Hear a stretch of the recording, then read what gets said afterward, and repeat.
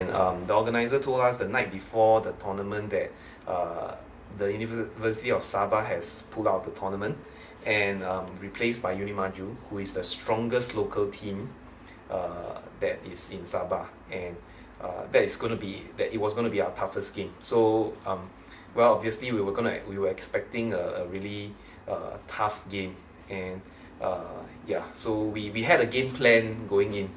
Yeah, there were a few problems, obviously, but the biggest problem came where we decided to press the opponents high up the field. One of the biggest mistake I think we made is asking the players to make sure that the opponents had no time to breathe. The opponents had no time on the ball. If they're on the ball, we should be on them, right? So this created a situation where everyone was really just pressing and pushing and chasing after the ball, and this pushing actually caused us to lose shape, and a lot of gaps actually opened up in different parts of the field, which was a great disadvantage to us because the Unibaju players were all technically gifted. So we could have like 3-4 players on them, pressuring them, and they could easily dribble their way out and quickly exploit the spaces which we open up.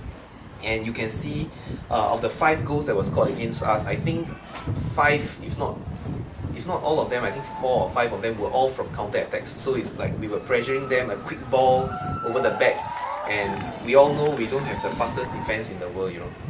Yeah, so I think the idea was good, not allowing opponents to breathe, not giving them time on the ball, given that it's a very short game, you know. But we didn't execute it well at all because we lost shape. There was a lot of gaps, and our defense wasn't fast enough to recover whenever they counter-attacked. That's the main problem with our tactic. The second problem, of course, here is that Unimaju played with a current professional M-League player who also has Malaysian national team experience. So he obviously made a huge difference to their team, and this player was subsequently removed from the tournament. So he only played against us. The other 2 matches that Unimaju played, he was not allowed to play. Yeah, so he made a difference. He scored a hat-trick against us. So without him, I think I won't say that we would have won, because without him, given our tactic, I think we would still have lost because things were really awful on the pitch. But I think it would not have been such a big difference, 5-1. Yeah. I think anyone who watched the game will say that 5-1 is a fair score. Why I say that is because the chances they had were clear. It was all one-on-one, you know, breakaways.